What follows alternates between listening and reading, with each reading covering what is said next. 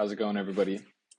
My name's Trun, and today I'm going over a case study on how he turned $3,000 into $149,000 in revenue for a College Station remodeler.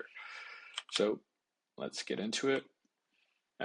Our job is to maximize the lead flow while maintaining quality, right? Because we want more leads, but if the leads aren't converting and they're not, people that are in the buying process, or, we call them window shoppers, then we don't want those leads.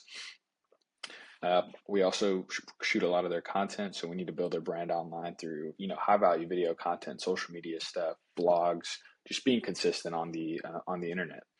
Then we send email and SMS campaigns to people who've opted in and joined our newsletters, just so that we can again stay top of mind and provide value. And then we have marketing analytics to really understand the KPIs from, what's their cost per lead, how many leads are they getting, what's the show up rate, what's the close rate, what's the average order value. And ultimately, that's what gives us a full picture of how the marketing is going and what we need to do in order to, improve. And then obviously, we also help them with hiring talent as they scale, because there's more demand. And naturally, when there's more demand, you need more supply. And you get that supply in a service-based business by hiring more talent, or you could go to subcontractors, but it's a story for another day. So in this case, I'm going to show you what we did specifically with Facebook ads. We run Google ads, Facebook ads, all types of advertising, but in reality, you have the biggest two players are going to be your Google and your Facebook and Instagram. The difference between the two is Google is search-based. So that's when somebody types in, remodeler near me, versus Facebook, which is more visual, right? So we can show the quality of the work. We can sell with the images and the videos and the copy. You can't really sell your services in a Google ad. It's more just taking advantage of showing up first when people are looking it up already. But you can kind of sell, and you can make the claim and you can put it in people's mind that, they might be interested in a kitchen remodel, or they like your work, so that when they do get the kitchen remodel, they've seen your quality of work, they know who you are, and they reach out to you. It's kind of like the HGTV idea, right? And so just to give you some real numbers, this is an ad account for Texas Tradesmen. They're a remodeling company out here in Central Texas. We spent $3,000. The average cost per lead, again, is $124. We generated 24 leads. And I want to emphasize that this is a high-end remodeling company that only focuses on bathroom, kitchen remodels, and they do commercial jobs as well. But bathroom and kitchens is really what they focus on, and add-ons. So in this case, we consider this a W, and I'll show you why. But $120 for a lead, which we own. So it's not like we're paying, Angie's List, that they're going to resell us leads that other companies are going to also get. These are leads that we exclusively own and we generate ourselves.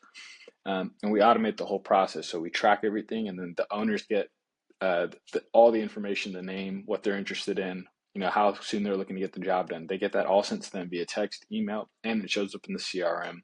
We're able to track it. And then the person who filled out the form and reached out, they also get text messages. And there's a sequence we have to make sure that we nurture them and we provide value, so that when we do call them, they actually answer, they know who we are, and they're actually excited to hop on the phone. A lot of the times, business owners will just give them a call 3 days later, 2 days later, they don't pick up, it's a dead lead, and then they just, forget about the lead. And that's a really bad way. You're basically burning your money. You want to make sure that you nurture and you do everything you can to make sure that every person that you pay for, you're paying for these leads.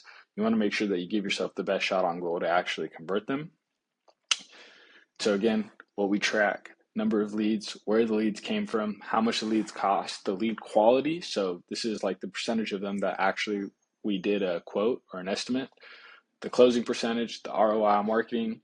Again, we built little dashboards for all of our clients so that it's very easy to see the average cost per lead, leads this year to date. So in this case, 44 leads, 15 were quoted, 9 were closed, for a contract total of $149,000.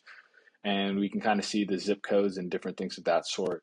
How many of them came from social, 29, and you can kind of see just the ebbs and flows of this. And then we review this quarterly with our clients, so we can figure out what to double down on and what we can improve, and what we, for example, like if we see that one of these, we'll look at these 3 and say, which is the easiest one for us to improve, right? If the total closing percentage is below 10%, then that's a sales problem. So we need to adjust that. If the quoted rate is low, below 30%, then that means that the leads that we're generating either aren't the right people, or they're just bad leads. And so typically there's a bunch of different things and best practices you can do to fix that. You can be more specific with your marketing.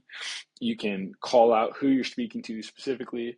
You can show an idea of the pricing. If you're extremely expensive and you're getting a lot of people who get scared off by price, you can say that in the copy, like, we are not the cheapest we are not the cheapest contractor, but you get what you pay for. And if you're looking for the highest quality, contractor in the area, then reach out to us. But you can adjust that to make sure that the expectations a little bit more set.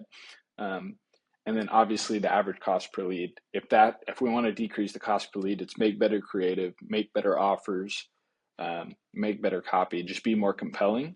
And ideally, we can also plug an email list and do retargeting and things of that sort. But ultimately, every quarter, we want to make a decision on which one of these do we want to improve, what's going to lead to the biggest throughput in the end of the funnel, and ultimately just go from there. So you can tell how great a business is by the quantity and quality of the things they track. You will not improve what you don't measure. I appreciate you guys for watching this. And if you need any help with marketing, Ready Media LLC is the place to go. You can check us out at readymedia.solutions. Thank you guys. If you have any questions, drop them in the comments below, and I appreciate it.